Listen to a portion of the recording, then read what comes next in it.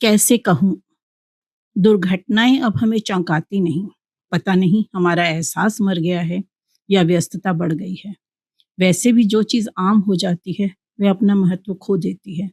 शायद एक दिन में विश्व भर में जितनी दुर्घटनाएँ होती हैं, उतनी अकेले हमारे देश में हो जाती हैं। अब तो स्थिति यह है कि जब तक किसी दुर्घटना में 100-50 व्यक्तियों के मरने की खबर ना हो, उस दुर्घटना को अखबार के मुख्य पृष्ठ पर स्थान ही नहीं मिलता। हमारे देश में सरकार गिराना, सरकार बनाना, दल बदलना, विधानसभाओं में दंगल, घोटाले तथा दूसरे पर कीचड़ उछालना जैसी इतनी महत्वपूर्ण घटनाएं घटती रहती हैं कि आए दिन होने वाली रेल दुर्घटनाएं, बम विस्फोट, रासायनिक विस्फोट, नौका दुर्घटना, बस दुर्घटना, अग्निकांड आदि दुर्घटनाओं को छापने के लिए स्थान ही कहाँ बचता है।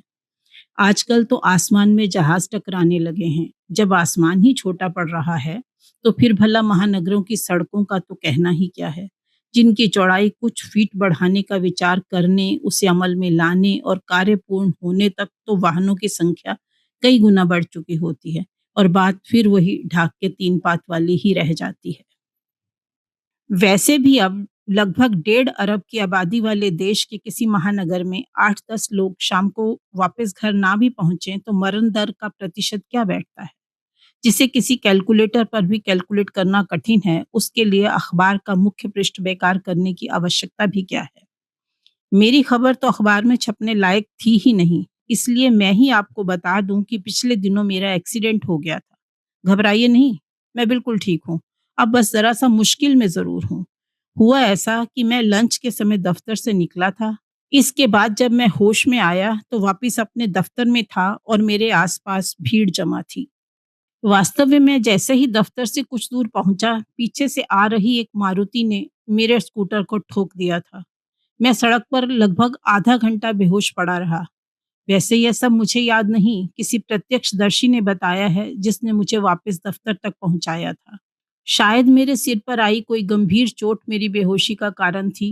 वैसे शरीर पर बाहरी कोई ज्यादा चोट नहीं आई थी, लेकिन होश में आने पर भी मेरी बातें रहस्यमय ही थी, इसलिए मेरे सहकर्मियों ने मेरे घर फोन कर दिया था। मेरे स्कूटर की हालत देखकर कोई भी कह सकता था कि मेरा इस दुनिया से पत्ता कट चुका है, लेकिन ऐसा हुआ नहीं। शायद यमराज उस दिन आसाम के पास हुई भीषण रेल दुर्घटना के कारण व्यस्त थे, या उनके दिल्ली पहुंचने से पहले मुझे होश आ गया था। मेरे एक्सीडेंट की खबर पाते ही पत्नी दफ्तर पहुंच गई। मैंने देखा उसके चेहरे का रंग उड़ा हुआ था, वह बुरी तरह घबराई हुई थी। पत्नी को उस हाल में देखकर मुझे दिल ही दिल में बहुत अच्छा लगा। शादी के इतने सालों बाद भी अपने लिए पत्नी को इतना परेशान देखकर भला किस पति को अच्छा नहीं लगेगा। पत्नी ने आते ही क्या हुआ, कैसे हुआ, कहाँ-कहाँ चोट आई है, अस्पताल क्यों नहीं लेकर गए, आदि प्रश्नों की झड़ी लगा दी। मैं तो तब तक भय से उबर ही नहीं पाया था। मेरे एक दोस्त ने पूरी बात बताते हुए कहा कि ज़्यादा घबराने की बात नहीं, बाहर कोई ख़ास चोट नहीं, बस कुछ खरोंचे हैं। वस्तु स्थिति से अवगत होने पर पत्नी के चेहरे से घबराहट के बादल धीरे-धीरे छँटने लगे। लेकिन इस बात पर सभी एक मत थे कि डॉक्टर को ज़रूर दिखा लेना चाहिए। दोस्त की कार में नर्सिंग होम जाते हुए पत्नी बड़ी आत्मीयता से बोली, "आखिर तुम दोपहर को जा कहाँ रहे थे?" प्रश्न सुनते ही एक ही झटके में जैसे शरीर का सारा खून दिमाग में चला गया था। इतनी देर से मेरे आसपास जमा भीड़ मात्र दुर्घटना के कारणों, सड़क पर बढ़ती भीड़, कार चालकों की लापरवाही, खतरे की संभावनाओं जैसे विषयों के वाद विवाद में ही उलझी थी। ऐसा प्रश्न तो किसी ने नहीं किया था। पत्नी का प्रश्न सुनकर मैं पूर्णतया होश में ही नहीं आ गया, बल्कि चौकन्ना हो गया था। इसलिए तुरंत उत्तर दिया, मुझे तो कुछ याद ही नहीं आ रहा। उत्तर सुनकर पत्नी कुछ बोली तो नहीं, लेकिन उसका चेहरा बता रहा था कि वह मेरे उत्तर से आश्वस्त नहीं थी।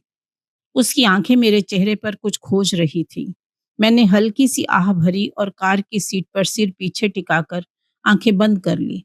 मुझे कुछ देर तक तो पत्नी के घूरती हुई आंखें चुभती हुई सी महसूस हो रही थी, फिर धीरे धीरे शायद उनमें मेरे प्रति करुणा घिर आई थी।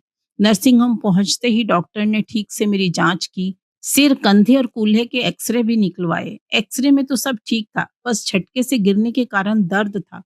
डॉक्टर का कहना था कि सिर को लगे जोरदार झटके और भय के कारण दुर्घटना के समय की याद अक्सर नहीं रहती। लेकिन क्या दुर्घटना से पहले की याद मुझे है कि मैं दफ्तर से क्यों निकला था और उस रास्ते पर क्यों गया था? मैं डॉक्टर को बताने ही जा रहा था कि पत्नी पास आकर बैठ गई। अब मुंह खोलना खतरे से खाली नहीं था। मैंने संक्षिप्त सा उत्तर दिया, मुझे तो कुछ भी याद नहीं। सुनते ही डॉक्टर सोच में पड़ गया।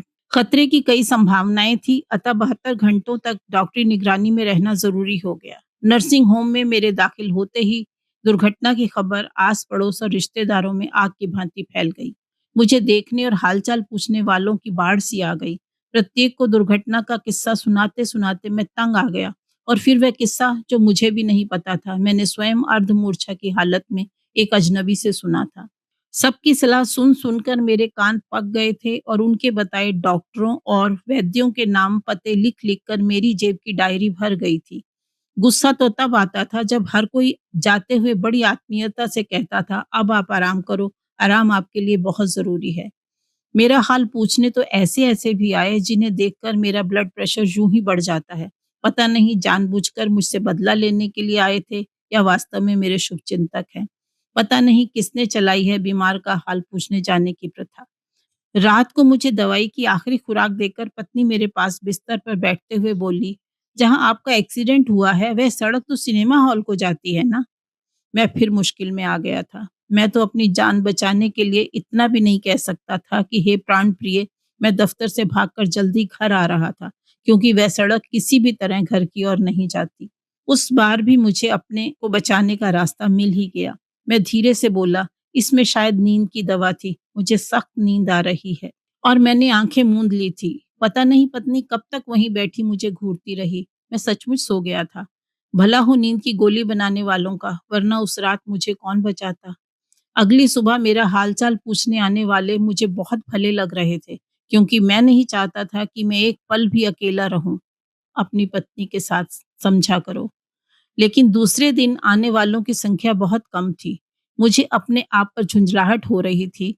आखिर मेरा सामाजिक दायरा इतना छोटा क्यों है? अवसर मिलते ही पत्नी पहले से अधिक प्रेम जताती हुई बोली, मैं भी कैसी मूर्ख हूँ। भला आप अकेले सिनेमा देखने क्यों जाने लगे? सुनते ही मैंने राहत की सांस ली। चलो, अब कोई शंका नहीं रही। मैं अभी डॉक्टर को बुलाकर कह देता हूँ कि मुझे सब याद आ गया है। मुझे घर जाने दे। लेकिन तभी पत्नी का वाक्य कान में पड़ा। सुनो, तुम्हारी वो पहले वाली स्टेनो, उसका नया दफ्तर भी उसी सड़क के किनारे। हे भगवान! कितने खुशकिस्मत होते हैं वे लोग जिनकी एक्सीडेंट के बाद याददाश्त चली जाती है। मेरे साथ ऐसा क्यों नहीं हुआ? मैं भी पत्नी को देखते हुए कहता, मैं कौन हूँ? मैं कहाँ हूँ? आप कौन हैं? मैंने आपको पहचाना नहीं। मैं आखिर कब तक बच पाऊँगा? एक ना एक दिन पत्नी सच उगलवा ही लेगी। इसलिए चाहता हूँ, ज़्यादा ना सही, कम से कम इतना तो भूल ही जाता कि मैं कहाँ जाने के लिए दोपहर को दफ्तर से निकला था। लेकिन मुझे सब याद है, जो दिल पर एक बोझ बनकर रह गया है। मैं तो आपको भी बताकर अपने दिल का बोझ हल्का नहीं कर सकता। आजकल भरोसे का ज़माना कहाँ है? मेरे घर में खबर कर दी तो? भला पत्नी से कौन नहीं डरता? आप नहीं डरते? क्यों सुबह-सुबह झूठ बोल रहे हैं?